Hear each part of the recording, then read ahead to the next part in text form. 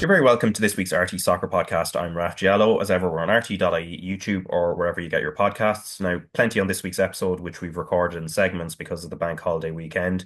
And there's one thing, though, that we didn't get time to discuss because just after I finished chatting to Graham Gartland and Richie Towell about the SSE Airtricity Men's Premier Division earlier this morning, the FAI then confirmed the very significant development that Mark Canham has taken the decision to step away from his role as Chief Football Officer of the association.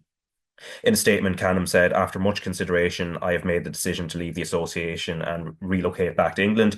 This decision has not been an easy one to come to, but I believe that the time is right to explore new personal and professional opportunities for me and my family. I've thoroughly enjoyed my time living in Ireland and working in Irish football, and I am proud of the work that we have put in place to support its long-term development.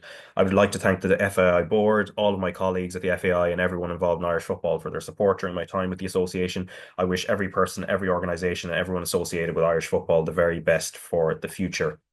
Now, this news came after we'd finished recording all of today's podcast, so we will discuss this in detail on next Monday's episode and what the future holds for the FAI in terms of the role that Canham was undertaking for the last number of years. Now, if you're interested in an aspect of the Football Pathways plan that Canham was involved in crafting, I spoke to the FAI's grassroots director, Dermot Dermott, last week about the aligned calendar issue, and you can find that on YouTube and on the podcast feed as well.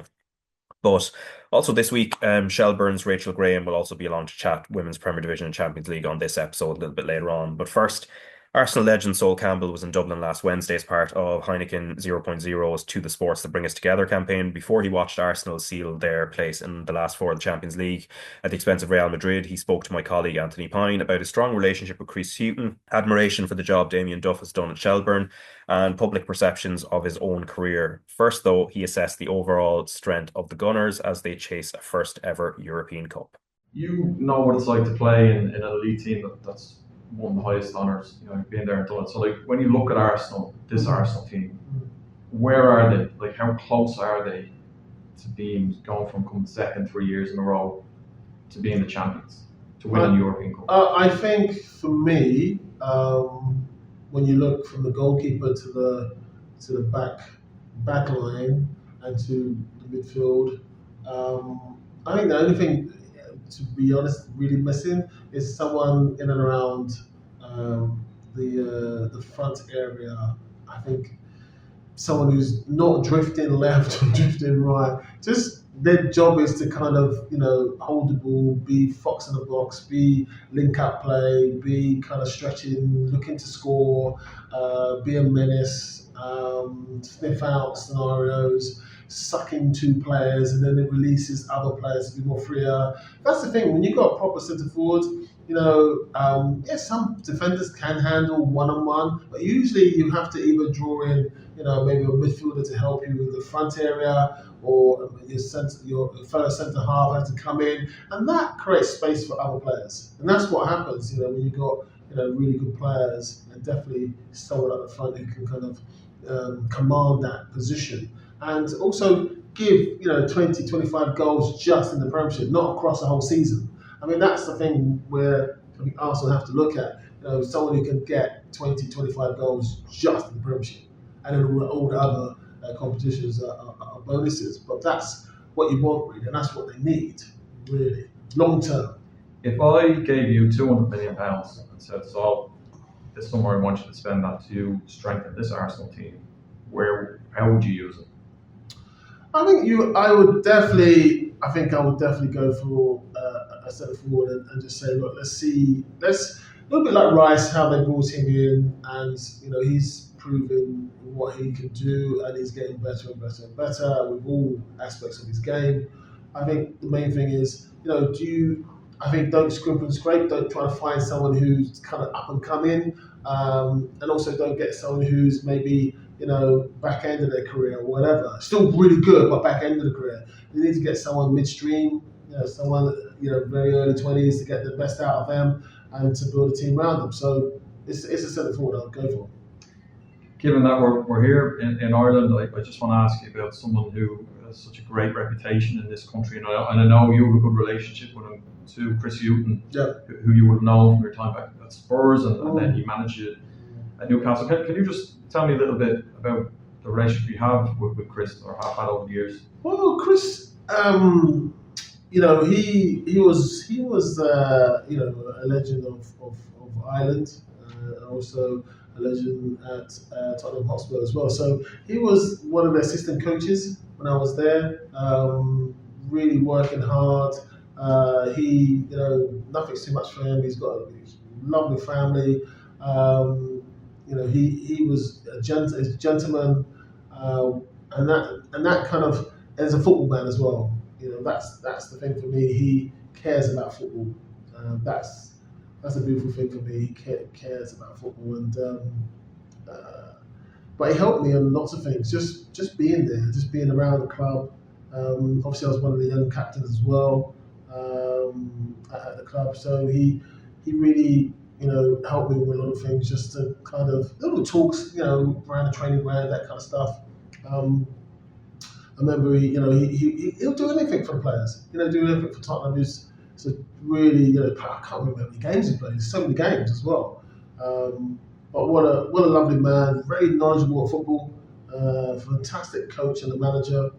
Yeah, he's a top man. He also publicly supported you when you started to take steps into management and try hand at management. Can you remember what sort of advice he gave you around that time? I think the main thing is, for me, is like, I wanted to see. I couldn't get to him when he was at Brighton. I wanted to go to see how he was functioning at Brighton and see if I could kind of, muscle in with a little coaching job. But for whatever reason, it didn't happen. But I think for me, he's always there to kind of give you that helping hand and that helping kind of conversation on the phone over the years when I was, really looking at the managing kind of roles. So he's a great man, great gentleman, fantastic player, great coach, manager, family man. He's a great guy. I don't think many people would say a bad word against him. And he works incredibly hard, so hard. And then when I was into Newcastle, I was obviously the manager there. He was the one who kind of got me up there. He worked so hard. He took Newcastle when no one wanted Newcastle, and he got them up. And he got them up the second highest score after Reading. And it was incredible. And they sat in it, and also helped me whilst I was up there. And they sacked him when he was like joint fourth. It's unbelievable. It's bonkers. They can sack someone joint fourth or fifth in the league. So, but he works tirelessly all the time, and he's a really, really knowledgeable coach. Do you think he was genuinely interested in managing Ireland? Because he was one of the names we recently were looking for a new manager. It went to Hamer Halgrimson, but Chris Hughton. Chris would definitely take it. I mean, he did take the Ghanaian job for a bit, but I think he'll be a pilgrimage if Ireland said that, come and help us out. I think you can't, you're not going to go too far wrong. His vast experience, from he's been managing big clubs as well. I wouldn't think twice if they wanted to come back and say, look, fancy Chris helping us out here. You know what it's like to drop down the pyramid in England, to manage clubs and the challenges that come with that. I don't know how closely you follow our league here, the League of Ireland, but Damien Duff is managing a team here in Shelbourne and doing extremely well, won the league last season. Can you just sort of give us an idea of first of all, the difficulties of doing that, having played at the elite level, to suddenly maybe drop down where the facilities aren't quite the same, and you're not quite used to things like that, and then being a big name in that kind of environment? I think when you're in that scenario, you've got a target on your back because you've dropped down, and people are kind of waiting for things to kind of muck up, and also when people don't really know you in the club, they're wondering why have you dropped down here, and then it takes a while for people in the club to actually see that you care about football. And that's the thing. Once you start to make them see that you care about football, and it doesn't matter the level you drop to, you just want to be on this progression. You want to help the club whilst you're there. You want to do the best job possible in your capable hands. And then I think the club, people around the club, the fans start to see what kind of human being you are, and that's what it's all about. When you kind of drop down that kind of level, and you played at elite level for 10, 15, 20 years. I think once you get over that, once you build that bridge and allow people to understand who you are, you're here to work as hard as them. That's what it's all about in the beginning, to kind of build a bridge, make friends, and show people that you want to work as hard as the next person in the club. That's very much what Damien Duff has managed to do here. Like, have you followed it at all? Have you much awareness of what he's achieved over here? No, I've not really gone into it. I've seen a few things when he's talking about some kind of player. I can't remember. He was asked to comment on some player. I can't remember, but that's about it. So no. But obviously, hats off to what he's achieved there. Are you done now in terms of management, or have you got any of those aspirations? Now, I know you said a couple of years ago that you kind of felt that you just weren't getting opportunities for whatever reason. Is that door just totally closed to you now? I think for me, I'm just looking at football in a different way. I'm slowly producing technology and football and coaching. I'm kind of going down that road where I'm just trying to help out players individually and as a team in an AI way, in a computer way, and building those things to help players going forward, or teams or countries. So that's what I'm slowly doing now. I feel I can add more value to that, and also I can kind of build something that can help, not only 50 players, I can help 5,000 players. That's what I want to do. Can you tell us a little bit more about that? What sort of technology you're Well, just like helping players kind of understand football, how to play, all that kind of stuff. Just being almost I'm not saying online coach, but it's kind of there's elements of that in there. So I'm just building that slowly and seeing how best to kind of approach it going forward. And then on top of that, do my podcast, and slowly going to release those next year, leading up to the World Cup. So, well, not podcasts, more like docu films, really. So, yeah. You're going to watch the Real Madrid Arsenal game down the road in the River Bar after soon, in the next hour, I think. Yeah. And you're going to get a hero's welcome. I think you've said before that you feel like you're better received outside of England. Like, why do you think that is? And how do you think people look at you in England? I think a lot of players do have that. I think there's a lot of players who've played for their countries feel more comfortable outside their countries. There's a lot. It's not unique to me. I think for me, people, fans have not had the whole kind of the arguments, the ins and outs of every single thing. They're kind of just looking at the quality of play you've produced, and against players who they admire in their own country, things like that. And I think there's just that appreciation of quality, and nothing else gets in the way other than football. I think if you're in sometimes your own country, there's so much stuff mixed in with just football. If you just clear the football out and just look at it playing in a plain day, it's you can see the quality. The trouble is like people get distorted with things around football and start judging you for the things around football instead of just judging you on football. That's the trouble. Do you think, because I find maybe this is the case in England, I think it is the case in Ireland, where a lot of people aren't comfortable with people who are very confident in themselves, compared to, let's say, America, where that's normal. Yeah, I think America is like that. I think there's some other countries like that as well. But the mixture is being confident, but being also respectful.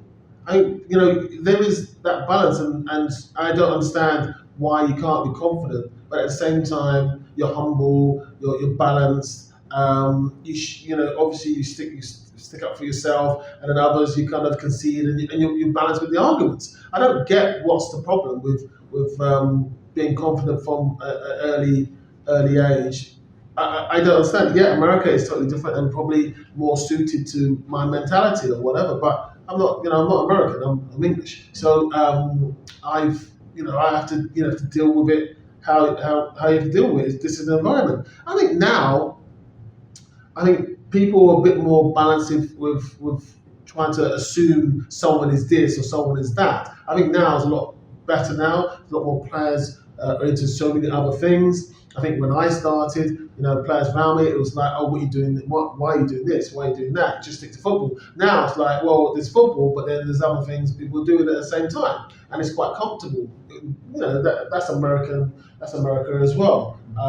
Influence coming in. So I think when my time was, I think people just was really restrictive with the mentality and just held you in a time capsule, or you wasn't allowed to think outside the box unless you're thinking outside the box on the football field. You couldn't think outside the box with your lifestyle, and that's the trouble with the people who used to write about you, the audience, the papers, the TV. I think it's all kind of wrapped up in this. Footballers can't think outside the box. They haven't got brains to think outside the box or whatever.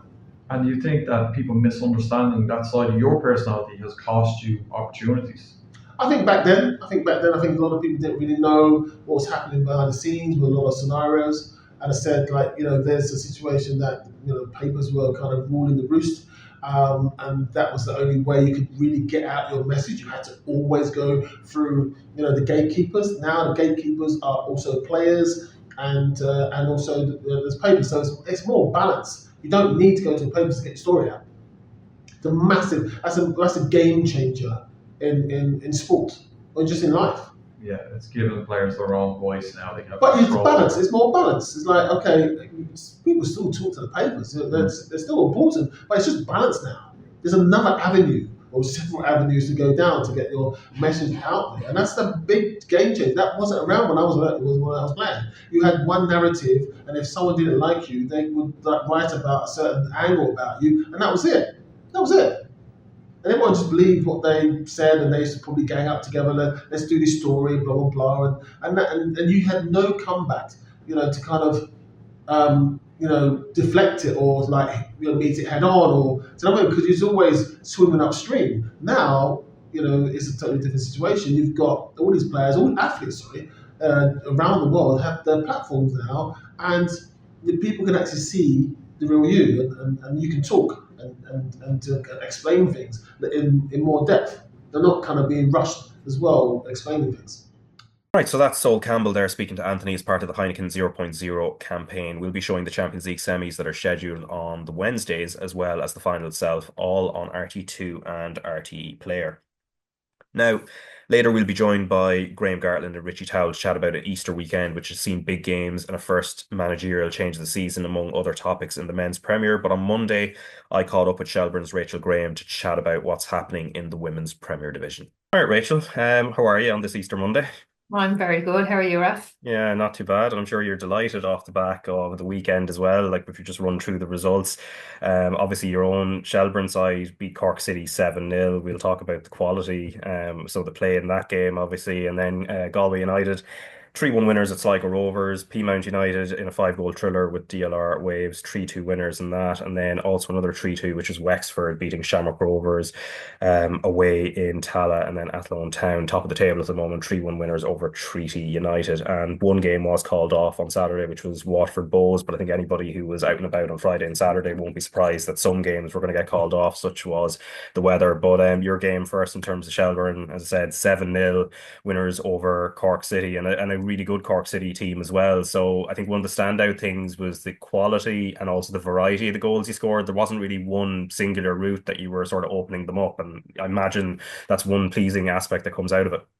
Yeah, I think, it was obviously, a pretty straightforward win for us in the end, but Cork did set up to kind of frustrate us, and it was kind of about finding that first goal, and we got it pretty early. We got it after 13 minutes, so it came from a corner, and then we got our second goal at 30 minutes. So even at half time, you're in and it's 2-0, and you're kind of thinking, bit of a dangerous scoreline, let's take it for granted. And we knew if we got a third goal, it would kind of be enough to see the game out. And then we got that pretty soon into the second half. So then it was just about finishing the game out. But yeah, I think the biggest takeaway for us was the quality of the goals that we got. It was, a variety of goals, like you said, some teamwork goals, individual goals. I think Mackenzie's second goal, her, a real striker's goal. It's just a ball into her and she shoots, turns all in one goal, one touch. And, most strikers might need to take the ball in, turn, and then get her shot away, but she does it all in one. It's a real striker's goal, and she's coming really good for us at the moment. And then I think Kate's goal then to make it 3-0, which was the real kind of killer goal, was, look, first of all, great touch by Kate to take it down and finish it. But I think the biggest takeaway for me was Rebecca Cook's defensive run back to win that ball back. So, we have players that like to do the nice side of the game, the technical side of the game, but I think you can't forget about the other side where it's not as glamorous and you're running and you're chasing down. And we've seen that from Rebecca Cook. She makes a big defensive run, wins the ball back, and then it's a great ball into Kate and a great finish. So I think, it was nearly a complete performance, kept a clean sheet, really hard work and really good goals. And then I think you could see the probably depth that we have in our squad at the moment. We're on 65 minutes and Cork are 3-0 down, getting tired legs, and we're bringing on fresh legs. And the quality of those fresh legs is probably not something you want to see coming on as a Cork player. And, we got 4 goals in 5 minutes then, and it just, Cork were probably tired at that stage, and we were just, bringing fresh legs on, getting going. So, yeah, 5 different goal scorers, really good goals. So, really good day for us, and hopefully just, continue to take our chances. Yeah, as you said, that 4 goal burst between minutes 74 and 80. So Noel Murray getting a couple of those as well. I imagine just devastating from a Cork City point of view, just as just how quickly those goals come. But as you said, you're kind of happy with the other side of the game. Obviously, the side of the game that you would play a huge part in, which is kind of protecting the back four. And you played those first 65 minutes. As you said, you're delighted with a clean sheet, but there's also sort of a balance to it as well. People will look at the scoreline, but you have to be almost balanced between getting forward in numbers, but also sort of getting back and protecting that back four as well. Yeah, look, I think, any team is capable of scoring against you. So I think you can easily fall into complacency, but it's something that we've worked hard on. We like to play attacking football, nice football, but we pride ourselves on the other side of it as well, of keeping clean sheets. And, if you can't keep a clean sheet, keep it down to one, and doing that really hard defensive side of the game. And we've really good attacking players, but we've also a defensive side to our game as well. So I think if you want to, win the tough games and the really tough battles and games, you have to do both sides of it. And that's something that we've worked on really hard in training all week and all this year. Yeah, and that's 2 weeks in a row now that you've scored 7 goals in back-to-back games as well, which is remarkable. But we'll obviously talk about where the table is at this very early juncture as well. But as I mentioned earlier, Athlone Town 3-1 winners against Treaty United, coming from behind as well. I know you wanted to highlight Kelly Brady in particular, who scored a couple of second half goals in that game for Athlone. Yeah, I think she's going to be a big signing for them. I think with the players they've lost from last year, like their goals, Chloe Singleton would have scored a lot of goals, Casey Howe, Kerry Ann Brown would have probably been their main 3 players who are getting them goals, and they're either gone at the moment or out injured at the moment. So Kelly Brady's come in, and she seems to be the one where they're probably going to get, goals through her. She's going to be their main source of goals, and she proved that on Saturday, got them 2 goals in a tough game against Treaty, and probably a game where they probably were looking at they need 3 points, so stepping up when it needs. And then I think I think the Golden Boot is going to be an interesting one this year. She's on 6, Mackenzie Anthony is on 6 already, and I think the winner of it last year was 10 goals over the whole season, so I imagine that's going to be definitely beaten this year. But yeah, she definitely seems to be a really important player for them, and I think if you want to win a league or go far, you need a striker who can get you goals. They can get 2 or 3 chances in a game when they're putting them 2 or 3 away, or even 1 goal away. So I think she's going to be that player for them this year, definitely. Yeah, and speaking of braces and obviously quality players as well, it was the same for Wexford at Shamrock Rovers, and Ellen Malloy in particular, who doesn't really need much introduction, to be honest. Yeah, look, I think there's no question Ellen is one of the best players in the league, definitely, and one of the best players for me that we've produced as a country. She's a really naturally talented player. She's so hard to defend against, and that's from experience trying to mark her. She can run with the ball, but she keeps the ball so close to her body, it's very hard to nick it off. And then if you do step off, she can shoot and score from distance. So she's really, really hard to defend against. But I think she was probably, back to her best on Saturday. It's definitely the best I've seen her in a long time. And she's had a few struggles where she suffered an ACL injury, and last year she went to Sheffield, and it probably just wasn't right time for her or the right move.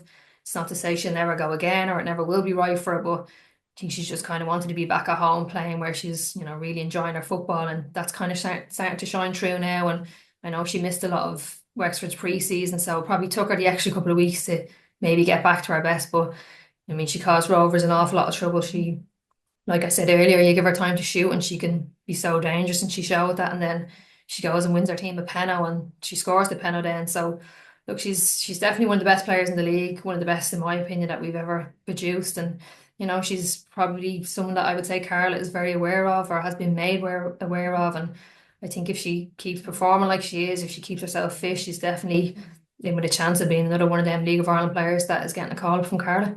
Yeah, 'cause she was in the development squad for the February games, and obviously towards the end of Eileen Gleeson's time as well. She did get called up, I think, for the October games. Obviously, has 6 caps already. Obviously Carla has shown a willingness to call up players from the League of Ireland, specifically from Shelbourne, for example, in the last window as well. So for Ellen Malloy, you're pretty confident that she could, work her way back just from her performances with Wexford. Yeah, like I definitely think she has the talent. There's no question about that. These are the players that we want to see playing for Ireland.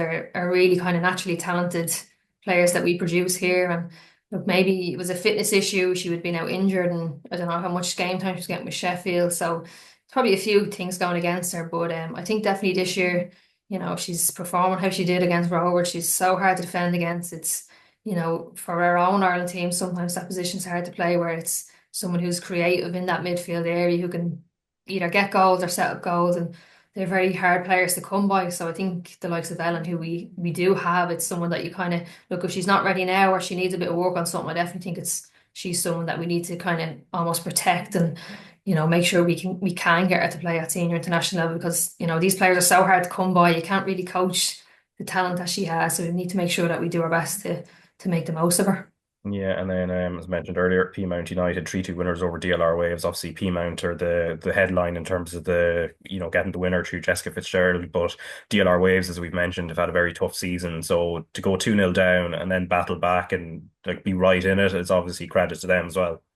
Yeah, look, they're probably obviously disappointed to come back 2-2 and then not getting anything from the game. But I think it's probably more so on Peamount's end. They started the game really well. They probably dominated the game, and they went 2-0 up in quick succession. I think it was 17 and 19 minutes they scored on. And then I would say maybe, a bit of complacency probably crept in. They were caught maybe a bit slow on the ball in midfield, and DLR get back 1-1 and then, or sorry, 2-1. And then the second goal, in fairness, like it looked like a free out, it did, but you could see Mary Phillips and Amanda Budden kind of stopped, and it's like what you're told as a child. It's you play the whistle and it's not what they done, and DLR, finished the ball. And then look, the only thing that, saved them was it was only the first half, and they had the whole second half to get it back, which they done. Jess Fitzgerald stepped up with a great goal, and she looks like someone who's going to be a really promising player for them. It was, not only her ability, but it was a lot of leadership kind of skills, and someone so young to step up and get the winner. And then, they weren't going to make the same mistake twice. They weren't going to let the LR back in, and they had plenty to see the game out. But probably a little kind of, a warning sign for Peamount there.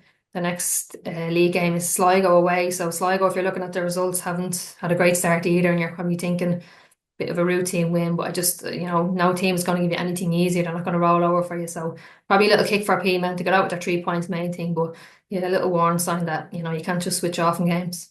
Yeah, and Sligo, as you mentioned, they've had a difficult start. They lost 3-1 against Galway United, which probably isn't a surprise given how strong Galway are and where Sligo are at the moment. But as great as Galway are going, again, the lack of a clean sheet, albeit they had the game won by the time they conceded as well. Yeah, they had a great start, the ideal start. They scored after only a few minutes, and then they're probably thinking we'll go on and get another few here, but they didn't score until, the 80th minute onwards. They got two. So look, it's obviously a great win. It's three goals scored away from home, but still that lack of a clean sheet where they're, and last week it cost them. If they had kept a clean sheet, they would have got 3 points. And look, it was a bit of a mix up at the back. It was, I don't know, the keeper called it and they left it for each other or whatever happened. But like I was saying, it's them 1-0 wins that are the ones that win your league. So it's 3 points. It's another win for them. But if you're nitpicking at them, you need to be keeping clean sheets, and it's something that you should be hoping to get now in the next few games. Yeah, and I think on the 10th of May you have Galway as well, and then Galway play before that they play Athlone as well, and that's the top three at the moment. So Athlone 16 points, yourselves on 15, and then Galway 13. So it's looking like the title race is going to be between you three, maybe more than likely. I think if you're looking at it now, yeah, I think you need to do one full round of fixtures before you kind of see who's coming to the top. But at the moment, it looks like ourselves at Lown and Galway. But I just, this league can turn pretty quickly. One or two wins and one or two losses can really turn the table around. And Peamount are down at say seventh at the moment, but one or two wins and they're up there. So I don't think, until you're coming to the last few weeks, I think you can not really rely too much on the table. Yeah, and obviously the attention switches to the Avenir Sport All Ireland Cup this coming weekend, and you have Linfield at Talca Park on Saturday at 4 o'clock. I think a few weeks ago, just when the draw was made, we did speak a bit about the Northern Irish teams in terms of what the level of strength is. But do you have much of an idea of how strong Linfield will be coming up to Dublin or coming down to Dublin? I mean, this Saturday.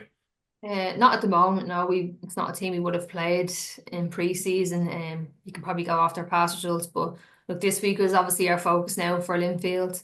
I think it's probably coming at a good time for us. We've a few kind of knocks and niggles, so I'd imagine there'll be a few players rested for this weekend. And like I said, the other side of it, it's a good chance to play the players who maybe haven't had so many minutes. But to be honest, now I don't know a whole lot about them at the moment. But I'm sure this week we'll get all our information and. We'll know going off their past results that it's not going to be an easy game, but but that's the other side of it that's nice about this competition. You don't know them. It's you're so used to playing all the other teams where you know them inside out and all their players, and this is a bit of an unknown. It's a different challenge, which is nice. Yeah, and as you mentioned, there probably will be a few changes in the team. I know you played in all, or featured at least in some part of all four of the games in the competition last year. And I think when we were speaking about Kate McCarn at Bowes a couple of weeks ago, she made her Shells debut in the competition last year against Cliftonville. So is it one of those, like, if assuming you're playing in them as well, that a big part of your role would be sort of guiding some of those emerging players who do get those opportunities? Yeah, definitely. Like that's something that's been good for us over the last few years is bringing players to our academy. We've some really good young players at the moment in there, so it's great for them to even just get the whole experience of a match day up with the senior squad. And we actually, I think Emmanuel Quillen's actually suspended for the game this year, so we've one of our academy goalkeepers coming up who's been training with us all pre-season and all season basically. So great opportunity for her. Like I said a few weeks ago, Maeve Walmer is, a really, really good young player, and I'd hope to see her get a lot of game time just to get them the experience because it's hard when league games are so tight or so close to get players experience. So this competition is perfect for that. Yeah, and then Sunday in the same group as yourselves, Sligo are playing Bowes at the Showgrounds, and then in Group B, both of these, or the first one of these is actually on the Saturday, so Shamrock Rovers against DLR Waves, and then on the Sunday, Lisburn Rangers against Wexford, and then Group C, all of these games on the Saturday, Galway United against Cliftonville, and Cork City against Peamount United. So some interesting games there, and obviously some very interesting games in the Women's Champions League as well, which is at semi-final time. So I was watching a good bit of Arsenal and Lyon, the first leg on Saturday, and again, obviously Katie McCabe involved as well. But it was one of those where Arsenal missed so many chances, but the quality of Lyon sort of shines through a little bit here. Yeah, I think in the first half, I was nearly kind of worried for Arsenal that this could be a tough 90 minutes for them. But second half, in fairness, they were much, much better. And I mean, the chances they missed, they'd be kicking themselves that they didn't get a goal to bring away to the second leg. So I think Leon, probably in the second half, were kind of happy for them to have the ball. And, you attack us, but we'll catch you on the break because the pace they have going forward is frightening. And it's something that Arsenal probably struggled to deal with in the first half. But I definitely think they're going to be disappointed coming away with not getting a goal. I think going away to Leon is a really, really tough place to go. You're one goal down, and yeah, look, it's not impossible, but it is a big ask of them. So look, we'll see how they do. Obviously, it'd be great to see Arsenal see Katie in a Champions League final, but I think it's going to be a really, really tough ask for them. Yeah, because I think even as Anita Santi mentioned at halftime in the analysis, so Arsenal had more touches in the box than Lyon in that first half. So again, without obviously converting any of them, and then at the same time, I think it was the goal just after Arsenal equalised from the penalty spot. The way Lyon went through their defence, like almost like a knife through butter. It was just obviously very difficult and a big blow to Arsenal as well, having just equalised at that point as well. Yeah, and that's like obviously the worst time because you're on such a high still from scoring, and it's like it lasts about 5 minutes or.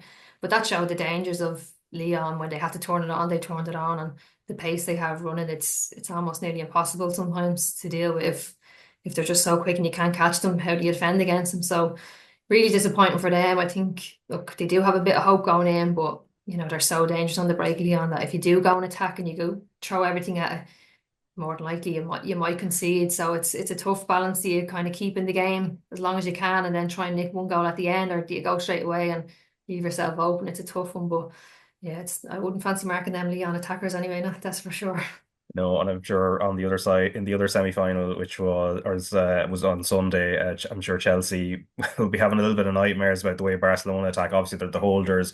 We know how the quality they have. A lot of them are the core of the Spanish team that are reigning world champions as well. But yeah, Barcelona's quality probably even to a greater degree than Leon at the same time.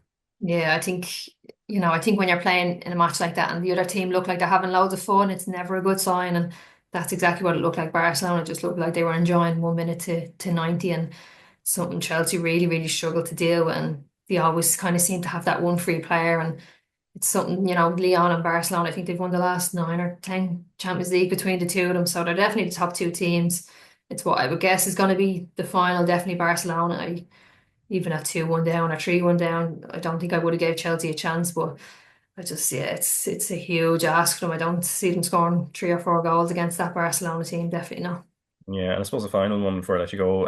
So you've played in the competition yourself, and including in the 2014-15 when you got to the sort of competition proper, and I suppose you had the experiences with both Raheny and Shelbourne, both going through the qualifiers as well.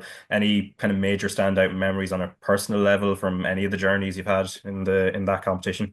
I think, like you said, when we got to the last 32, it was, as an occasion, or even to get there, it was a brilliant achievement for us. And then the occasion of it. But look, if we're being honest, we were kind of miles off the next level. And you're dealing with full-time professional teams, and we're all fully employed, working jobs, training on part-time. So it was a huge goal. But look, a great achievement for us to get there. I think the biggest difference I've found when you do go to these qualifying stages is the chances. When team gets a chance, they take it against you. They're clinical, whereas here the team might need 3 or 4 chances to score, but when you go play top teams, it's one chance and it's a goal. So look, I think we do well to get there, and we're still a bit off maybe qualifying and getting to the next round. But it's never really, for me, it's never like a talent issue. Our teams are like way more talented than us. It's just that full-time environment, and from 60 minutes onwards, they just kick on and we just kind of, our levels go down a bit. So for me, that's the main difference. But look, great experiences for me personally. But yeah, it's a really tough step up to take. Yeah, and I suppose like, we can't take for granted as well the fact that Katie McCabe, obviously captain of our national team, but at the same time, it's not all that often we've had players, from coming from over here playing in a semi-final of the competition as well, and actually that's pretty much the same in the men's game as well. So we probably just have to not take that for granted. Yeah, like that's, like I said, I'd love to see Arsenal there just to see Katie play in the Champions League final, and maybe, get a different name on the trophy, although I think Barcelona would be very hard to beat if they do get there. But no, it's like a huge achievement for Katie. And, even when she first came to us, she was 16, I think, coming to Raheny. And I knew even from day one that this girl has something special, and, we wouldn't be holding on to her for too long. So it's brilliant to see. And look, when Katie first went over, it wasn't very easy for her. She struggled for a year or two to kind of get up to that level, and she went out on loan to Glasgow City. So people, might forget about that side of it. She's had to really, really work hard to get where she is, and everything she got in football, she has worked really hard for it. So I'd love, for her, like she's a good friend of mine, that to see her play, I'd love that for her, but it'd be a big ask for them to get there. Not impossible, but I think it's a tough task. Yeah, we never know. We'll see how the second leg goes. But Rachel, thanks very much for your time, and we'll chat next week. Yeah, no worries, Raf. See you soon. Now, since last week's episode, we've had 2 rounds of action in the men's Premier Division, with the exception of Derry and Sligo, who play each other tonight at the Ryan McBride Brandywell Stadium. So I was delighted to be joined earlier on by multiple league and cup winners Graham Gartland and Richie Towell. Now, obviously, Richie, whenever we've done one of these, as I said, when you haven't been on with somebody on the podcast before, I usually talk about a bit of crossover. So your own personal crossovers with Graham Gartland over the years, on or off a pitch? Yeah, on the pitch, I just remember him kicking lumps at me all the time. I do. No, but you know what? Garth was a serial winner. He was real competitor. It was always great to play against people like that. I would have been quite young at the time. I would have. So when you see how players act on the pitch and what to do as a senior professional, it kind of makes you step back and realise, you know what, I have a lot to learn here. Sometimes when you're a bit young, you're a bit wet behind the ears and a bit naive. But when you see senior players, the likes of Gart, and there was a lot of players on his Rovers team at the time, and things like that were very similar. So yeah, it was always great to go up against players like that. And then off the pitch, obviously, I know Gart from his time at Rovers, and always, he's a really good bloke, he is. Yeah, and Graham, after that lovely introduction, I hope you weren't kicking him too hard whenever you were playing against him. I wasn't able to catch him by the time I played against him at Dundalk. That's the problem. I think he rinsed us one year. Just scored goals against us from midfield.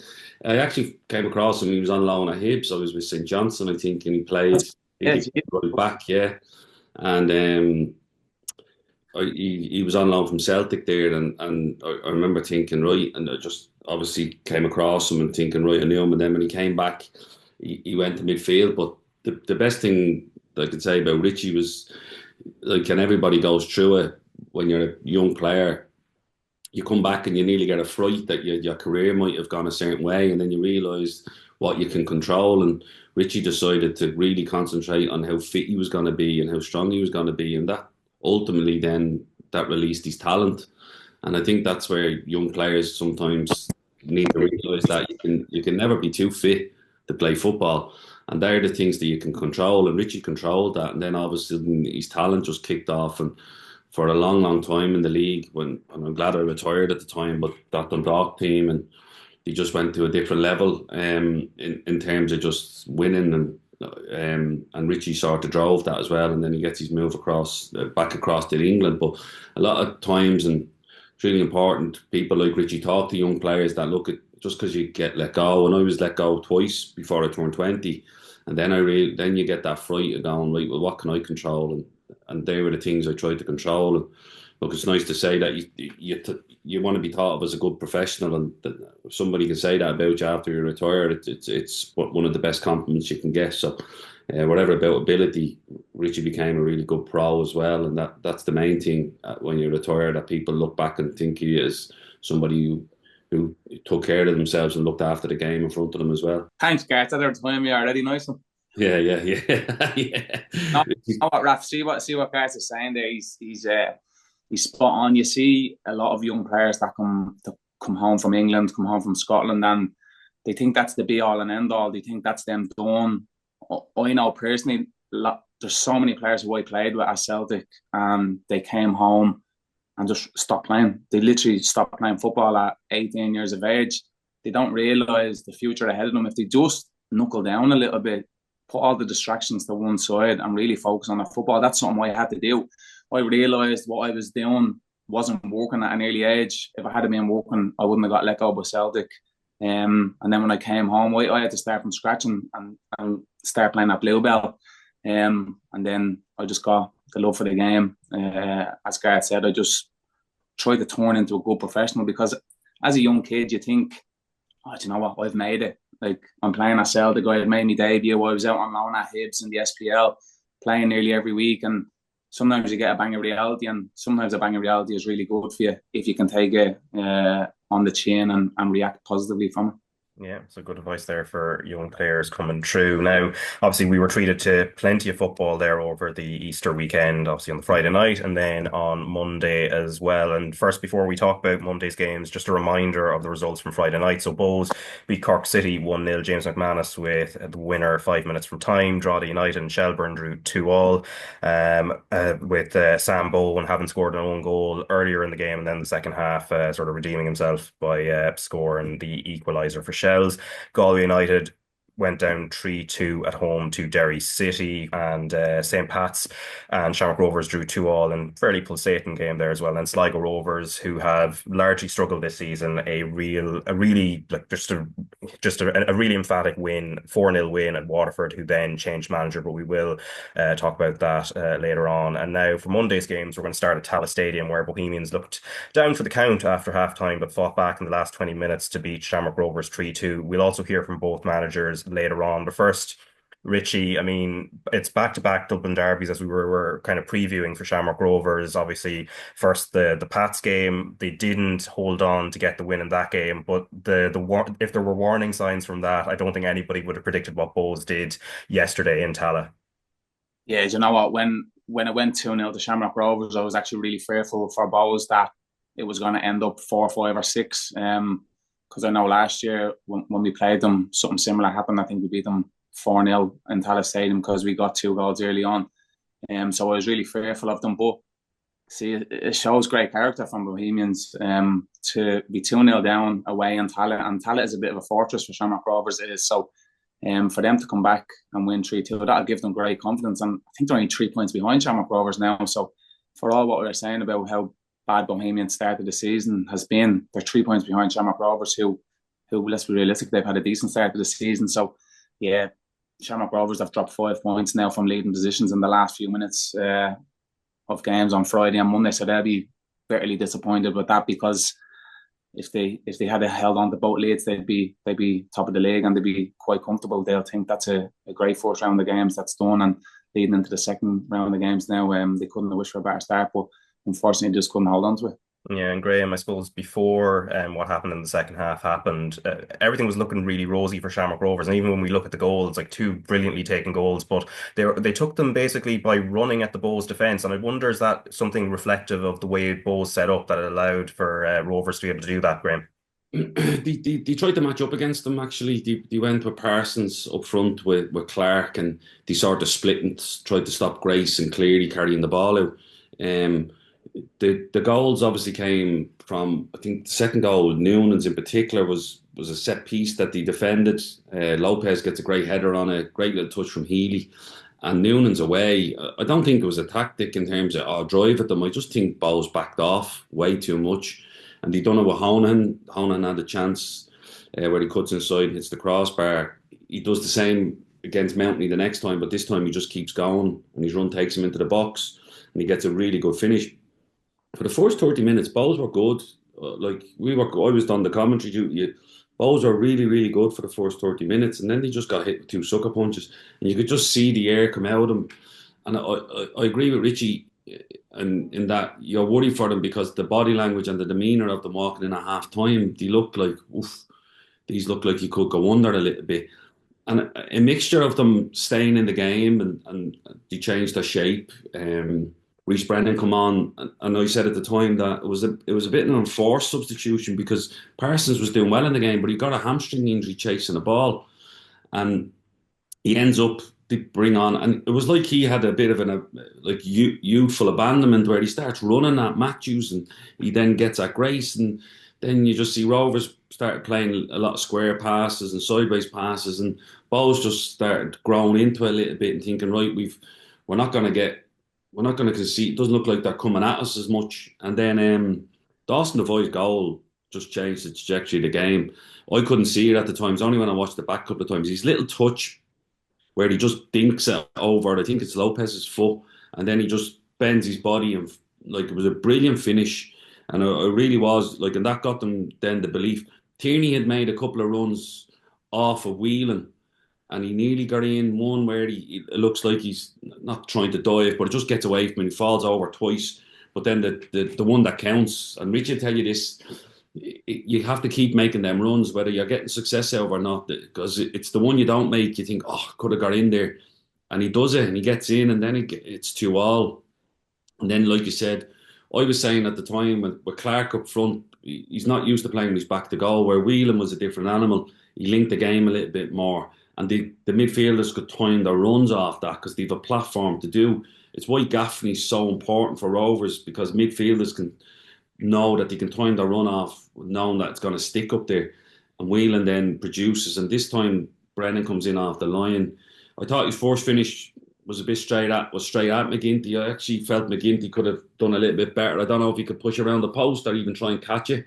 He palms it back down, and then his chop and finish is brilliant. And like I said, Bohs going in at half time, I couldn't see them coming back, but with a mixture of them staying in the game, a mixture of Rovers just not killing the game enough, not playing forward enough, not being ruthless enough, allowed Bohs to just get that little bit of hope, and then off that hope they go and win the game.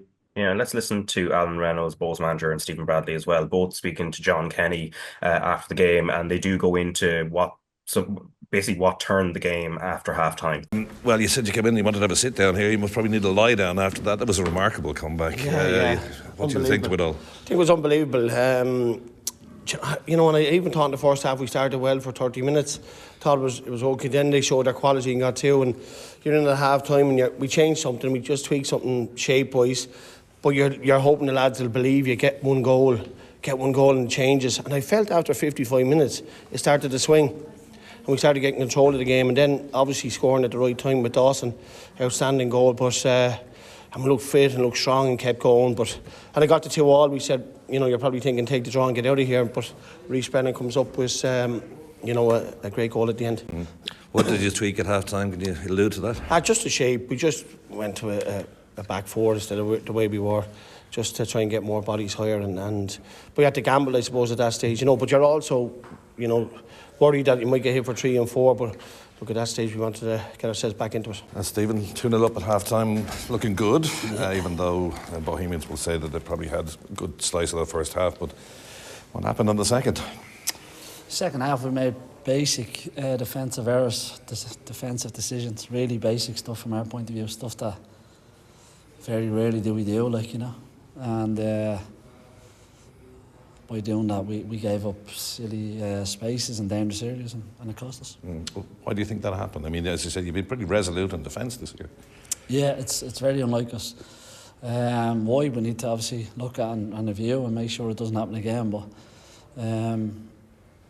very, very unlike us to make them defensive decisions that we did. So that's Stephen Bradley there speaking to John Kenny, and before that Alan Reynolds, who was obviously delighted, and as John kind of said it to him, probably needed the lie down rather than the sit down as that went on. But Richie, just going back to Bowles' turn in the game and what Graham was saying about the runs, just interestingly where Ross Tierney and also Rhys Brennan, then the area that they kind of picked in some terms of the channel, was that inside right position. What was the significance of that in terms of that particular area and that particular run? Yeah, I think you know that when you play against Shamrock Rovers, especially on Towell Stadium, that their wing backs are going to bomb on, and sometimes it does leave the likes of Lee Grace and Dan Cleary a bit isolated. It does, and like that, if you have your striker like Colin Whelan peeling out into them channels, you can create an overload. You can. I think you see by Colin Whelan's hold-up play, it was brilliant. There was his little touches around the corner for Tierney's goal, and then he was obviously heavily involved in Brennan's goal as well. So he done really well. But just to go back on him, what Gareth to say, spot on. I think McGinty can do a lot better for the third goal. Like, listen, see if it finishes 2-2, you probably think, right, a point apiece, you would have preferred 3 points, but to go and lose the game is absolutely disastrous for Shamrock Rovers in the position they were in. And you kind of want your keeper to dig it out a little bit there. And like that, you probably could have caught it or even just tip it around the post. But I know Stephen Bradley is adamant on not palming things or heading things back into the centre of the pitch, centre of the goal, because that's where all the danger always is, and that's exactly what he does. So like that, you probably prefer him just to tip it around the post for a corner, and then you can defend it properly as a team. So to get hit with that was a proper sucker punch. But as you can say, Bohemians deserved it. They did. They came out in the second half and showed unbelievable character, and it's making for a really interesting league this year. Yeah, and what would the dressing room be like normally, like walking back in after a result like that? I know you probably weren't on the end of too many of those in your time there. It was a period of huge success, but is it quiet? Is it tense? Are there people having a go at each other? What way is it? Yeah, it can go either way. It can. Sometimes you can come in and it can be dead silent because like that, lads are in a bit of shock, absolutely devastated or really hurting, or else it can be a flip side. I would imagine after the back of a Dublin derby, winning 2-0, I'd say when the lads came in, there was probably a few raised voices, which is pretty normal in football. I know if I was in a dressing room that we had just squandered up a 2-0 lead at the hands of our arch rivals, I would have been absolutely fuming. And you come in and you'd probably have a few choice words to say with a few people. I'd imagine that's what happened after the game yesterday. But you need to put it behind you straight away because they've another massive Dublin derby again on Friday, and they've already conceded 5 goals in the last 2 games, so that'll be something that they'll be adamant on changing. Yeah, and on the flip side for Bowes, Graham, I mean, they've been under pressure this entire season. There's always been, talk around Alan Reynolds, etc. But coupled with the 1-0 win where they see off Cork City right at the end with the James McManus goal on Friday, and then what they did there. And then also maybe the lessons of trying to find a way of ensuring that they can get Ross Tierney and Dawson Devoy into those areas further up the pitch. There's something to work off now for the coming weeks. Yeah, and keep them wheeling as fit as they can and being that figurehead for them. Reece Brennan, like I said, brilliant when he came on. Rooney, getting him involved in the game. I still think they struggle defensively. They've two young centre backs who are learning the game, and they need help. But in full-back areas, and I thought the two centre backs done really well, by the way. But I think in full-back areas, then Mountney, Richie probably said he's not a natural right back. He'll do a job there when you need it, but not a natural right back dealing with wingers running at him. Flores, who's a natural midfielder as well, wouldn't be an out and out left back too. So in them areas they're a little bit short, and then the centre backs who are young then having to carry that defensive load. I think from a Bowes point of view, and I touched on this as well, what Bowes need to see is that consistency of effort that they put in yesterday going into every game. And if the fans and the manager sees that consistency of effort constantly, that's when you hang your hat on the team and go, look, I know what I'm going to get out of them. Whatever about the quality can go up and down, dependent on who you're playing against and dependent on whether the ball falls right for you. But if they're consistent in their efforts and play with that intensity that they played with, especially in the last half hour against Rovers and in the first game against Rovers at the Aviva, I think that's what sometimes the fans are frustrated with, is that we see you can do it for in these games. We need you to replicate it in the games where, like you said, going and beating Cork, or they beat Waterford, they lost the Shells. But we need to see that effort continually, and that's how you grow your team, and that's how you grow results. And that's where I think the frustration from the Bowes fans is. Bowes fans could come on and correct me on that. I don't know many of them, so but that's where I feel that they just get a little bit frustrated with. Like, you can put in unbelievable performances against Rovers, and they've beaten Rovers twice this season.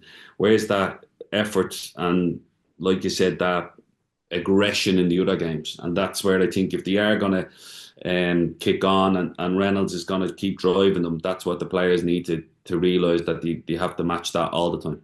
Yeah, now off the pitch, Shamrock Rovers were in the news last week as a result of a letter sent out by minority owner Dermot Desmond.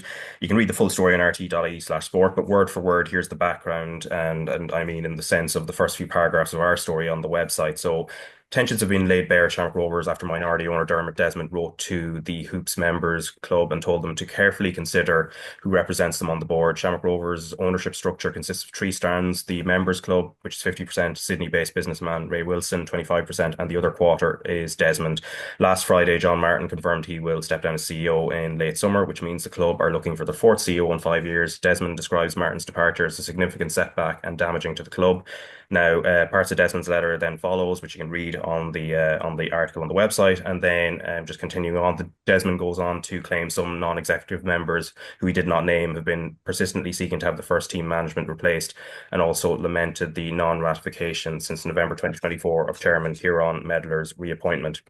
The club, if you read in the article as well, declined to comment on all of the above. Now, this isn't the first time there's been mention of different people having different visions about the direction of the club. If we go back to the end of 2023, just after the 4 in a row, which on the pitch was a brilliant period, Dan McDonnell had a long read on the Irish Independent website, which detailed some of this. Stephen Bradley himself in October of that year, after winning the league, also said, and I'm just going to start with this quote, "And to go and win the league again, it's an unbelievable achievement. Off the pitch was difficult, with people coming for us from within and outside, which is not nice. And then the 4 in a row, the pressure." Now, Bradley, who also says he holds Desmond and Wilson in high regard, also said on Friday after the Pats game, "Our shareholders need to find a commonality somewhere along the line and change where we can take the club in one direction. I said this last year and people thought I was fighting for budget or something else, but I could see this coming a while away now."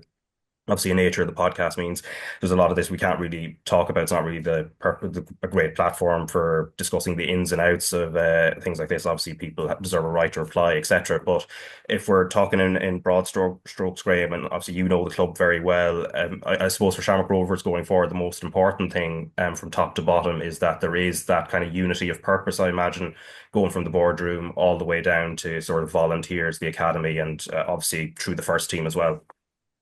Yeah, there needs to be unity, but in order for there to be unity, there has to be an acknowledgement of what probably the members have done for the club. So in 2005, the members saved the club when nobody was coming in to help them. The success in 2012 and 2011 with Michael O'Neill, while it was great and it was a brilliant achievement, it was fleeting. And you've seen that with Dundalk last year as well, that what's left behind it So when the members club decided that they were going to build Roadstone, they decided to sell shares to do it. They sold shares and then they reinvested it back into the club and gave them an academy. That academy infrastructure, whether it's the young players being sold or the training base that Richie would have used, was the catalyst for this success. That was all put in place by the members. If you were to quantify what the members have done for the club, it's worth millions in terms of volunteerism and the stuff that they help around the stadium. So only for them, again, only for the members being willing to put the money back into the club to keep it going, Rovers would have really struggled before the European run to cover the cost of running the club. So how do you quantify the value of volunteers that in the academy? How do you quantify the value of volunteers and members who are constantly working at the stadium?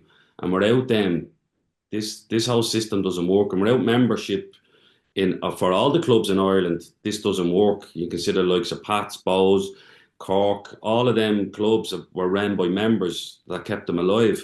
I understand what they're trying to say, that in terms of moving the club forward, it might be that they all need to be singing from the same hymn sheet, and they might think, well, we'd be better off going private owned and looking at having a budget and stuff like that. But the members who are constantly running this and making sure that they're reinvesting this money back into the club, the members club used that money and reinvested into the academy, built the indoor centre, built the gym, built the brand new pitch with floodlights, 7-a-side pitch with floodlights, and obviously the Astro that's there and new dressing rooms that are going in as well. So the members are putting all that money back into the club and constantly doing it.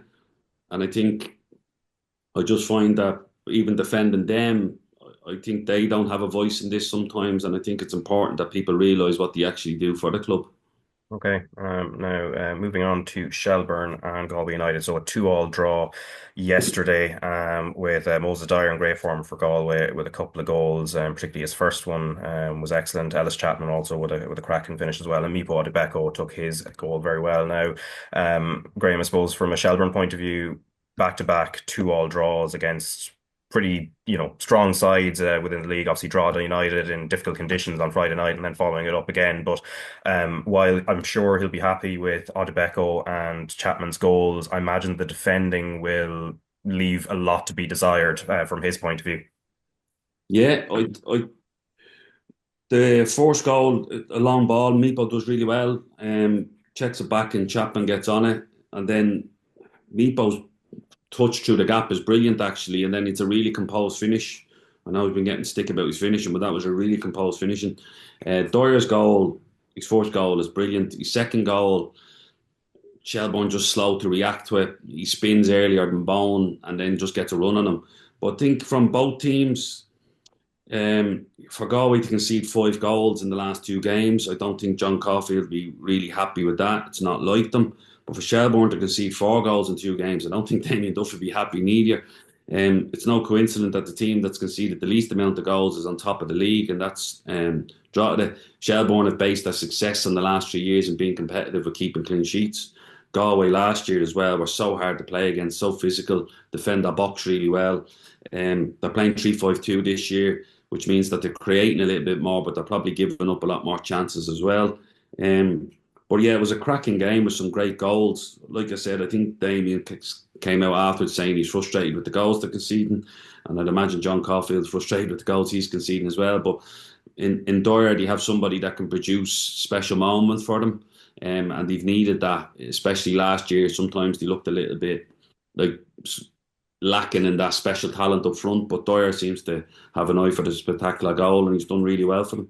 Yeah, and then Richie, I suppose on the other side as well, Katie McCabe, who Duff knew pretty well from the Celtic Academy, signed a new contract last week at this very early juncture in his Shell's career. And according to Duff, in terms of the quote and when he was describing him, he said Katie McCabe is humble, respectful, honest, resilient, driven, confident, clever, positive, energetic, consistent, affable, brilliant. Now, he kind of stopped there. I'm sure the thesaurus kind of ran out of words there at that point. But obviously, I think that what we can take is he really likes him as a player. But on a more serious note, what has he brought to Shells? Because he seems to have slotted in really nicely. Yeah, do you know what? It's not easy for someone to come from a different league, different country, move over and slot in so well to a new team. Anytime I've seen him play, he's been really impressive. he's kind of that calm in the Shelbourne team. He is. He has a lovely range of passing. You just see him get forward. He just get some nice strikes off on goal as well. And he just seems to be at the heart of everything for them, whether it's linking the play from back to forward. He seems to be at the heart of everything. And I've been really impressed with him. Him and Mark Coyle are building up a really good partnership in there until he had to drop back in and play centre half when they had the injuries. So, listen, Shelbourne, they've had 3 draws in the last 4 games. So I'm sure Damien Duff will be really disappointed with that, because last year they weren't getting many draws. They were turning them into 1-0 wins. And I was a bit fearful for Galway when Shelbourne went 1-0 up so early on, because the Shelbourne of last year, they would have been impossible to break down. But you see teams are getting chances against them now. Like that, they've changed formation and they're probably trying to have that little bit more creativity in the team to try and entertain the crowd a little bit more, because they did get a little bit of stick last year from being a bit, not negative as the word, but they were very conservative. They were. They had a lot of 1-0 wins, and they're probably trying to give their fans a little bit more entertainment, which is understandable as well. I'm sure that the fans would prefer just for them to win the league again. So for them, I think they need to get back to basics and get back to the clean sheets, because before Galway even scored, Bobby Burns had a lovely strike off the crossbar that he could have scored as well. Hickey had a chance later on in the game as well that they could have nicked. Galway could have nicked the win. I know Shelbourne dominated the game from start to finish, but Galway still had really good chances in the game. So Damien would be probably a bit disappointed with that as well. Yeah. They're missing Paddy Barrett as well, I think, and that's he's a big leader. It's that voice of being set up and being ready to defend, even though you're attacking. It's putting people in place to stop counter-attacks, and that's where you don't see it. Maybe I'm just speaking the big up centre-backs, but it's so important that they just talk into the midfield and say, look, stay there, and if the ball comes out, you go again. And it's putting people in place to stop counter-attacks. That a lot of people don't see that side of the game. They just think, oh, well, or he's good at this, or he's good organiser. But it's organising when Shelbourne are under attack, that Paddy Barrett does really well, and it stops them getting counter-attacks. But it's also meant Coyle has to go back there, as Richie said, and you saw him with the first goal. He's probably not a natural out-and-out defender, and Dyer's able to check inside and hit him, and then he loses the header for the second goal as well. And, you know, I think Paddy Barrett there would just cement that a little bit, and it frees up Coyle to go back into midfield too. Yeah. It's actually been crazy to see how many times that happened over the weekend where players are cutting inside and getting a shot on goal. That's pretty basic in defending, is to keep them outside, let them cross it, worst case scenario, and defend the box. So as you said, as Gareth said there, you can probably see that Mark Coyle's not his natural position, that he is allowing him to do that, where if you had the experience of Paddy Barrett, he shows him down the line, probably concedes a corner at worst. Like. Yeah, and from the other side, from a Galway point of view, Graham, just interesting, Brendan Clark being recalled when Evan Watts had a little run of games, with Clark having been on the bench for a little bit. But it's just an interesting one, isn't it? Yeah, it just seems to be sometimes changing goalkeepers. Bowes have changed their goalkeeper as well. Talbot started as the number one. Clark, just a lot of experience. I think that's when you can concede the 3 goals against Derry. I'm not sure if you just bring them back in after that to say, look, let's have a voice and a bit more experience at times. Look, managers will do anything to try and stop the team conceding goals, and if it means a fresh voice in goal or going back to a trusted voice, that's what they're going to do to try and stop it. But yeah, putting Clark back in with the season he had last year as well, and the experience he brings, Caulfield's obviously hoping it has an effect on the back line and stops them conceding goals. Yeah, and then Drogheda nil, St. Pat's nil, so obviously no goals to analyse here, Richie, but both of them were coming off the back of 2-2 draws against Shells and Shamrock Rovers from the Friday game, but I suppose neither could get the better of each other. When you're looking at it from Drogheda and Pat's point of view, who do you feel would be happier with that draw? Realistically, probably Drogheda, even though they're a home team. Pats are serious title contenders this year, even though with the start that Drogheda have had, that you would have to say that they're going to be up there or thereabouts if they continue the form that they're in. I know Kevin Doherty probably is a bit annoyed from everybody not giving them the credit that they deserve, and rightly so, because people are still thinking that they're going to fade off, but they haven't. They've had an incredible start to the season, and they're where they are because they deserve it. So I think you see when you have them Friday, Monday games, sometimes you get a little bit of a dip in a performance, and you probably had two teams that had a dip in performance on Monday night and on Monday afternoon, and you could probably say it was just a bit of a stalemate. Both teams are probably happy enough just to get out with a draw in the end. Like, Yeah, and Graham, I suppose from your point of view, looking at Drogheda, every examination so far, they seem to be passing in terms of like the big results and the big games.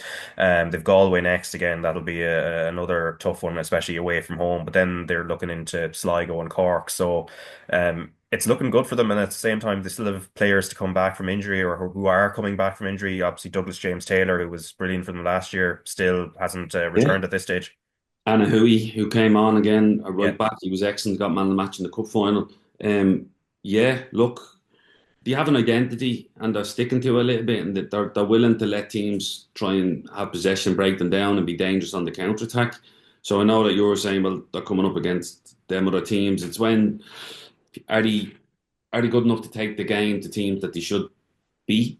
Are they good enough to dominate possession of the ball and go and beat the teams that, like you said, the likes of Sligo, Waterford, Cork, who are the bottom three teams, but they're not going to change what they are. It's working for them defensively. They're solid. Keely's come in, with obviously Andy Webster retiring, and he's done really well, and he suits the way they play. The pitch is so tight, but he defends the box really well, and he doesn't have to drift outside that. And he's become a goal threat for them. Like you said, with Douglas James Taylor coming back, he'll add finishing and more goals to them that you hope. Alua has come in and he's caused. He can be a bit inconsistent, Alua, in his performances, but he'll cause any team trouble on his day. So they have Brennan in midfield. Markey has been excellent for them. Warren Davis has come on and had an unbelievable season. A young lad, he's from Fettercairn in Tala there. He was at Rovers when he was a kid, and he's done brilliantly well because he went out and played schoolboy football at Joey's. And left the National League, and he's done really well to come back in, and he's having a brilliant season, and he's provided goals from. But that's who they are, and that's their identity, and it's working for them, and they've been excellent, and they stick to it, and there's a real togetherness to play like that, and that's what Kevin's brought to that squad and that club, is that they're all doing it for the greater good, and it's made for an unbelievable start to the season. And like Richie said, they're there on merit. Can they keep going? I think they can go, they have to keep going. There's no way about it. But whether they have the squad to do it for the full season, I don't know. You're hoping that they don't get as many injuries because they're full time now and they can recover a little bit better, which Richie touched on as well. The Friday, Monday games, you see them, they get two draws against two really good teams. And would they have taken that before them? Maybe. But the fact that both at home, they think, look, let's go and win the game. But brilliant start to the season for them, and long may it continue. Yeah, and from you mentioned Warren Davis in terms of when he was coming through. Would you have had him in the Rovers Academy at any point? Yeah. And in terms of his positioning, because I heard him talking a little bit just over the weekend, where he's gone from sort of playing a bit on the left side, and then sort of now in this season at least, he's kind of playing through the middle and seems to be thriving. He was a centre back when he was a kid. Oh, really? Normally kids go the other way, where they start centre forward and they slowly drop back. He was a centre back and a right back. I think we moved him a little bit to the right because we didn't know whether height wise he was going to be tall enough to be an out and out centre back going forward. Which sometimes you have to make them decisions. I think Sam Curtis was another one that decided, look, he's never going to be tall enough to be an out and out centre back, and so he moved him. But I think he went to Joey's then, and he might have played right back as well, and ended up going midfield a little bit. And it's since he's gone to Drogheda that he's played in a more advanced area, like so. But it just shows you playing in multiple positions as a kid actually helps you than being right. I'm an out and out centre back all the way through, and I think playing in multiple positions give you an understanding. Richie was a little chubby right back at Hibs when he was playing, and I was a midfielder at Home Farm for a little bit, so it gives you an idea where like different positions that you wanted to play in. But I think you get an understanding of what it takes to play in certain positions, and a little bit more respect for it as well. Yeah. Now, Richie, just on that in terms of the right back positioning, I won't make any reference to your weight here or anything. But did you find kind of playing in those kind of like actually having a variety of positions when you were younger that actually it does give you a bit more of an understanding of the game once you start actually do end up establishing yourself in a position as you get older? Yeah, well, exactly what Gareth said, except for the chubby part. I was all joking aside. I played centre half, growing up first, playing down in the Kennedy Cup and places like that as a centre half, and then I kind of realised, right, I'm not going to be that 6'1", 6'2" centre half. So like that, when they played right back, when they played centre midfield as the holding midfielder. So even when I went to Celtic, when I went on loan to Hibs, I used to flip between both. So I used to play right back in some games, and then sometimes I play as the holding midfielder. Then I came home, started playing for Dundalk, and like that, I played as the holding midfielder. The odd game, if I needed to fill in at right back, I would as well. And it was only after maybe 7 or 8 months that Stephen Kenny, I don't know, it must have been something in training, me shooting, me finishing, whatever it was, timing of the runs. I always could time runs really well. And Stephen noticed something different in me. And you're probably getting that with Warren Davis, and Kevin Doherty has noticed something different in his game where you can be really successful. So I had a great manager in Stephen Kenny that noticed that quite early on, and he flipped my position into a more advanced position. And then obviously, look, I ended up going on to score a lot of goals in a really good team. And if Warren Davis can continue the form that he's in under the manager that he has and the way that they're playing, like I heard what he said the other day, he actually quite enjoys the more, obviously, try to play a more direct route, and sometimes that suits certain players and sometimes it doesn't. Like if you had a Jack Bourne and a Graham Burke or Chris Forrester in the Drogheda team, they wouldn't stand out as much, but some players really thrive on that directness and they can time their runs off, and Warren Davis seems to be getting that at Drogheda. So hopefully he can continue that form, because it's great to see a young kid who was like that, had some setbacks, had some changing in positions that really fit into a team, fit into a formation and a system and a way of playing, and thrive off it. Yeah, and now moving on to Cork City, Waterford. So Cork won 2-1. We'll get on to Cork City shortly, but obviously off the back of the Friday defeat, the 4-0 defeat to Sligo Rovers, Waterford made a change of manager, and Keith Long's tenure there is over now. Owner Jamie Pilley said, "I'd like to thank Keith for his efforts and commitment over the past 2 years at Waterford Football Club. He'll be fondly remembered by all at the club for his role in returning the club to the Premier Division, and this decision wasn't one which was taken easily. However, the recent run of results meant it necessary for a change. We now plan to take our time to ensure we find the right man to move the club forward. The club will issue a further update on the first team staff in due course." At that stage, it was 6 defeats in a row, and now that has become 7, obviously, since. And Matt Lawler is the interim head coach at the moment while they search for a permanent successor. And I suppose, Richie, just on Keith Long himself, obviously this happened off the back of the Sligo game, but overall, largely said he did a really good job there, didn't he? I mean, if we take in last season, obviously they tailed off a little bit, but even prior to that, bringing them up as well. Yeah, look, I don't think that was the best decision from Waterford to let a manager like Keith Long go. Keith Long knows the league really well. He knows the players at Waterford really well. He's been there and done it with numerous different teams in the league. So listen, they're in a really, really difficult place there. But if there is a manager that can probably get you out of that position, I would have thought it would have been him. Sometimes owners and people like that think that just by changing it, that everything's going to change. But it's still the same players going out onto the pitch week in, week out. So sometimes the change needs to happen within the players. Have a look at themselves. Like, they're conceding nearly 2 goals every single game on average. They're never, ever going to win a game if that's what they keep doing. There's no way that they can be banking on going out to score 3 goals in a game to win. Like, it's impossible. It is. So, listen, they're in a really, really bad spot at the moment. They obviously have a new manager come in. Sometimes you'd like to think that it can give them a little boost of energy at the start.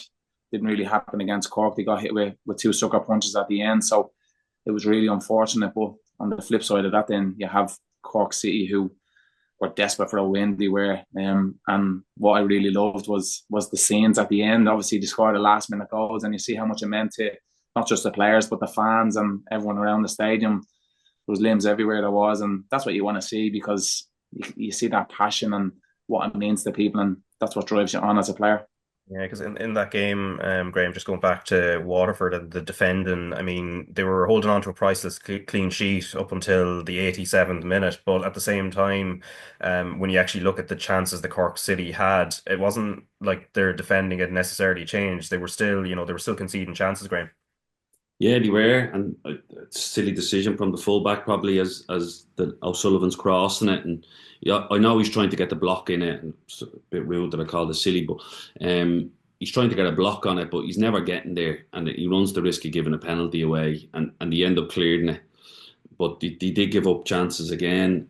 He brought in the keeper, Stephen McMullen. Like, he's probably not, he's a young kid, so I don't really want to hammer him, but I'll go back on my own experiences. One of the things that killed us in my last season with Shelbourne was we had 3 goalkeepers and none of them were at that level. And it just constantly, when you're conceding silly goals, and some of them you should probably save, it just hurts them.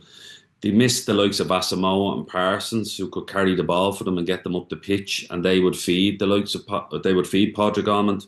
I know Lonergan's come in this season, but unless these strikers are getting service, then they're not going to score the goals that, like Richie said, they need to. Like, they need to be scoring 2-3 goals a game if they're going to be conceding the goals they're conceding, but they haven't got the supply to do that. Asamoah leaving and Parsons going to Bowes. So I have a lot of sympathy for Keith Long, because he done unbelievably well to get them up. They've been trying to get up for a long time. He then kept them up in a brilliant season that they were in contention for Europe for. But then whatever happened with the recruitment over the summer, or whether the team in the UK, Fleetwood, dictated who they were able to bring in and who they weren't, who was going to move on and who wasn't, his hands were tied with the squad he had, and they are where they are. But like you said, like Richie said, what manager's going to go in and go, well, I can turn this around? And what's success for Waterford? Staying in the division again. But if you keep taking the best players away, it's hard to build on that. And for any manager going in, I know that there's rumours that Rory Higgins might be they're looking at Rory Higgins. But what's the remit going in? And what happens? The question I'd ask if I was interviewing them, by them, I'd go, well, what happens to our better players when they perform? Did he go back? Bagley ends up going to Pats. The other lad went back on loan to Arsenal. The connection with Fleetwood. What happens to our better players? Who gets a say on whether we keep them or not? And they'd be the questions I'd ask, because otherwise, like Richie said, you're onto a hiding to nothing, really. Yeah, because it's just weird how narratives can change then from the Cork City point of view, Richie. And, you know, looking at the reaction from the Monday night game after they lost 4-1 at Shamrock Rovers, Tim Clancy was saying his players were too quiet, and that he didn't look at that as a good sign, and that he might move players on if they don't really sort of buy into the idea of sort of maybe holding each other to account. And then they go to Bowes on Friday, and it's better. They actually have some decent chances. Maybe Milan and Bang at the end should have and could have equalised late on. But it's just funny that they do find this fighting spirit then that does serve them then against Waterford, despite the whole too quiet thing. Yeah, listen, I think obviously Tim Clancy was absolutely gutted about the performance and the result at Shamrock Rovers, but they're not really going to be judged at the end of the season on their games against Shamrock Rovers up in Towell Stadium. Like, it's a difficult venue for most teams to go, and especially a team like Cork City who are quite young. They haven't really got that many leaders, experienced pros in the team. The ones that they do have, the likes of Greg Bulger, Shawnee Maguire, Rudy Keaton, lads who have been in the league, been around it and done it and been successful, they've been missing for them over the last couple of weeks, and you can see that that's really hurt them. So to get them players back hopefully soon, I know Keaton's going to be out for a long time, but they need to really get Shawnee Maguire back, and you'd want to have Greg Bulger at the heart of everything for them, because at the start of the season he was instrumental, he was in everything they were doing. And I think for a manager like Tim Clancy, he'll have to really lean heavily on a player like him, because as I said, he's been there and done it. So it's probably very, very similar to Waterford. The two teams, they're quite young and inexperienced, a little bit innocent probably in some of the things that they're doing. So yeah, it's going to be hard for both teams, I think, especially if you're going to have the likes of Shawnee Maguire and Rudy Keaton out injured, and then as Gartz was saying about missing Parsons and Asamoah and players like that for Waterford. I can see it being a really long season for both teams, and I don't mean to be bad saying that, but that's just the reality of it.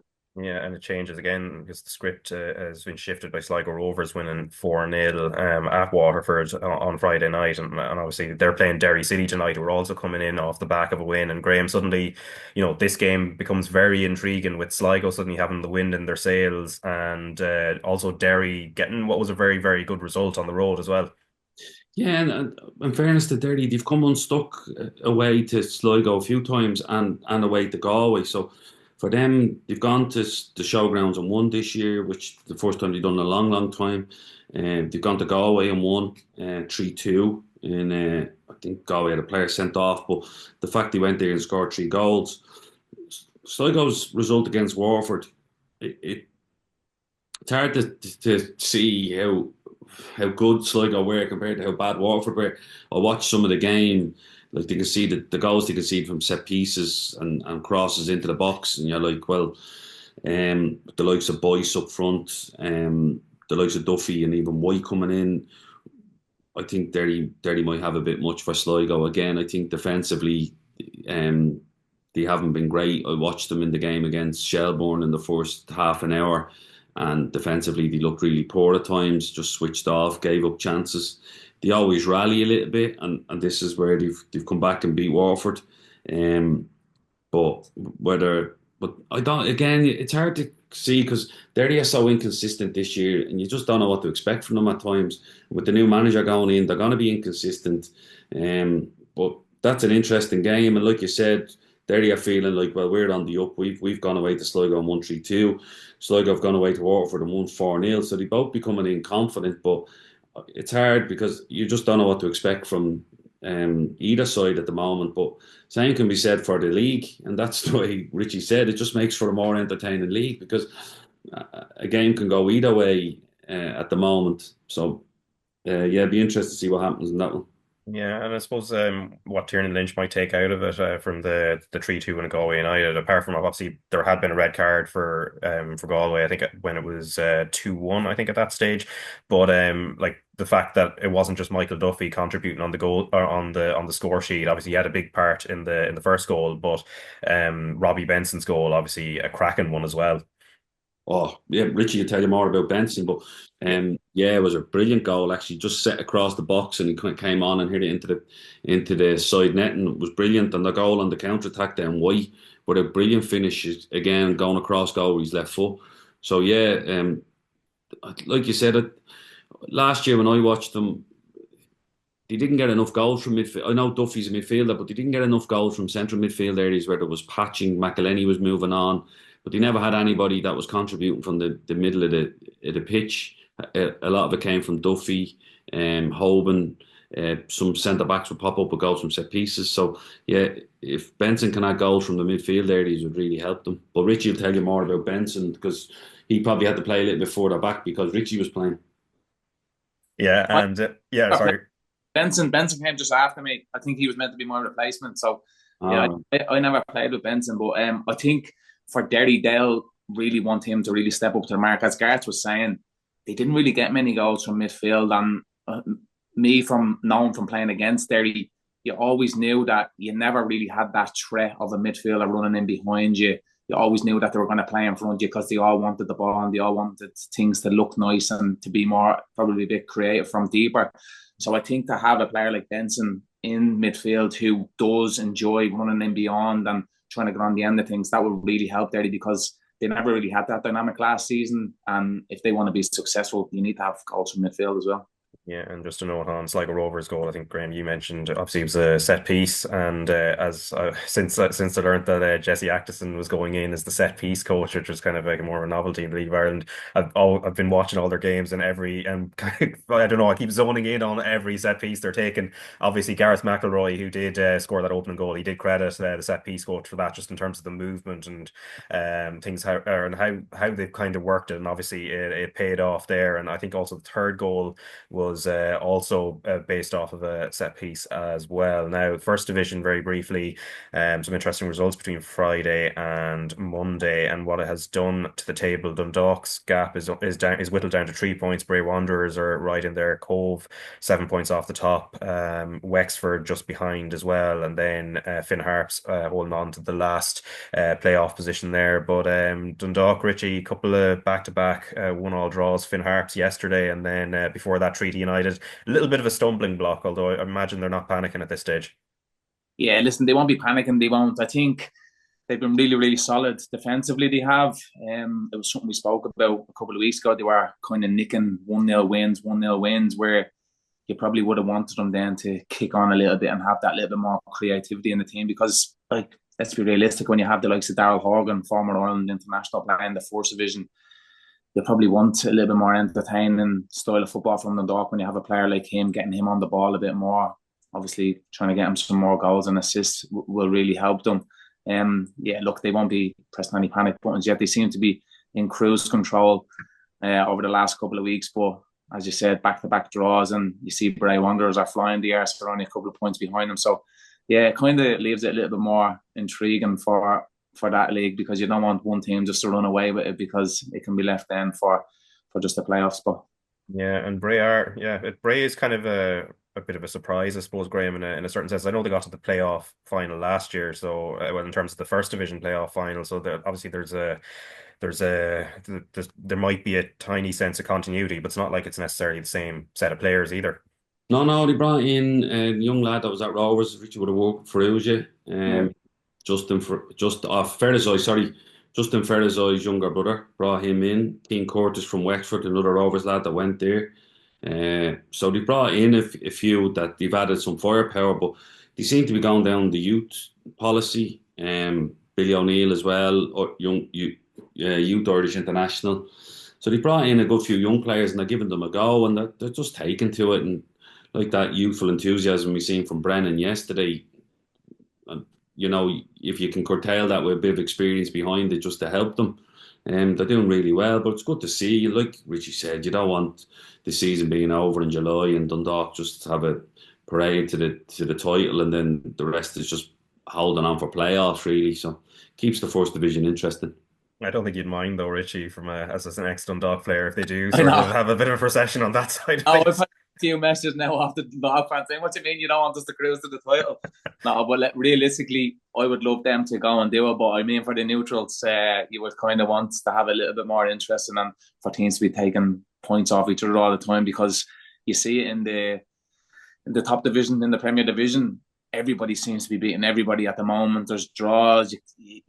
If you're a betting man, you would never gamble on the League of Ireland. You wouldn't, because every single week there's a massive, massive upset there is. And the first round of games in the First Division, you could probably see the way it was, the trend that was going to go with Dundalk running away with it. But as you said, back-to-back draws kind of pulls them back into the mix a little bit. And listen, it'll make for a more entertaining league. Yeah, and I suppose the final point as well, Troy Parrott missed a penalty, but got the chance to retake it in the Dutch Cup final. Unfortunately, AZ Alkmaar, from his point of view, were on the wrong side. The resulting go-ahead Eagles won that. But overall, 20 goals in all competitions for Troy since going to AZ Alkmaar. So, Graham and Richie, thanks very much for your time. Cheers, Rich. All right, thanks to Graham and Richie there for their time. Now, that's it for this week's podcast. We'll be back on Monday when we'll chat about Mark Cannam's departure from the FAI, more LOI action, and also build into the Champions League semi-finals when Barcelona v Inter Milan will be the live game on RT2 and the RT Player next Wednesday. But for now, slán go fóill.